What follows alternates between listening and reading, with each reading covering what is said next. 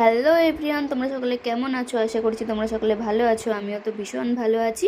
তো এখানকার রাস্তার অবস্থা দেখো। তোমরা হয়তো ভাবছো এরকম অবস্থা কেন, না সেরকম কিছু না, কারণ এখানকার রাস্তাটা নতুন করে আর কি ঠিক করছে। তো এখন আমরা তিনজন মিলে যাচ্ছি বুনু রুমে, আর একজন তো আগে চলে গেছে। তারপরে ফাইনালি দিকে চলেও এসেছি, কিন্তু আমি তো ভেতরে যাইনি, কারণ ওর জন্য একটা সারপ্রাইজ ছিল, কারণ আজকে ওর বার্থডে ছিল। তো সেই জন্য দুজন গেছে দোকানে কেক নিয়ে আসতে।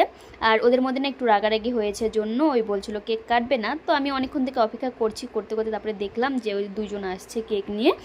তারপরে ওই বলছিল কেক কাটবে না। তো ওই জন্য ভাইটা আমাকে ফোন করে বলছে যে দিদি তোরাই, না হলে ওই কেক কাটবে না। তো আমি বললাম কি ঠিক আছে যাচ্ছি, যাই না কি হবে, আমার একটু ভয় লাগছে যদি আবার দুজন মিলে ঝগড়া লেগে যায়। তো সেই যাই হোক, মনে সাহস নিয়ে একটু ভেতরে যাচ্ছি আমরা, যা হবে দেখা যাবে।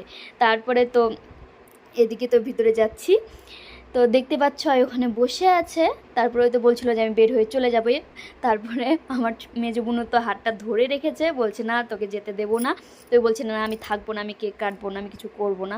তো আমি বললাম কি দেখ এরকম করিস না, প্রত্যেকটা ফ্যামিলিতে এরকম হয়। তো যাই হোক, তারপর অনেকক্ষণ পর বলার পর তারপরে একটু ওর মুখে হাসি দেখতে পেয়েছো তোমরাও, আমারও খুব ভালো লেগেছে যখন ওই হাসছিল। তারপরে ওই ড্রেস নিয়ে এসে দিয়েছে, কারণ নতুন জামা পরতে হয়। তারপর ওর একটা পছন্দ হয়েছে, তো ওই বললো তাহলে আমি এই ড্রেসটাই পরি। তো দেখো কি সুন্দর লাগছে ওকে, একটু সেজেছে, ভালো লাগছে দেখতে।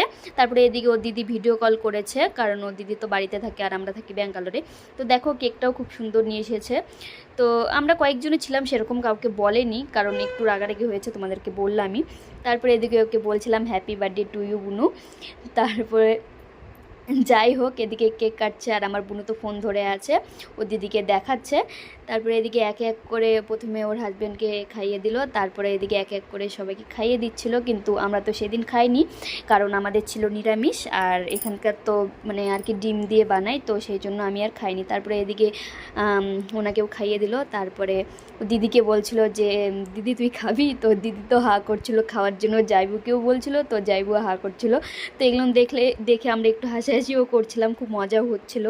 কারণ যাই হোক, ছোটো মোটো কাজ যাই হোক, অনেকটা আনন্দ, ছোটো ছোটো জিনিসেই অনেক আনন্দ থাকে। তো এদিকে আমার মাকেও খাইয়ে দিল, আমার মাও ওকে খাইয়ে দিল। তারপরে এদিকে তো আমি খাবো না, তো কি হয়েছে, তো বুনুটাকে একটু খাইয়ে দিলাম আর একটু গালে লাগিয়েও দিলাম। তো তারপরে এদিকে জুস নিয়ে এসেছিলো, আমি সেটাও খাইনি, কিছুই খাইনি আমি। তো আমি বললাম এটার খাওয়া দাওয়া আমি অন্য একদিন নেব, কারণ আমার আজকে তো নিরামিষ, আমি কিছু খাবো না।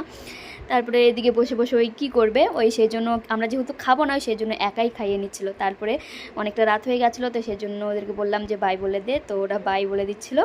তারপরে এদিকে অনেকটা রাত হয়ে গেছিলো, এখন রুমে যাব, কারণ সকালে আবার ডিউটি আছে, কাজে যেতে হবে আমার আবার।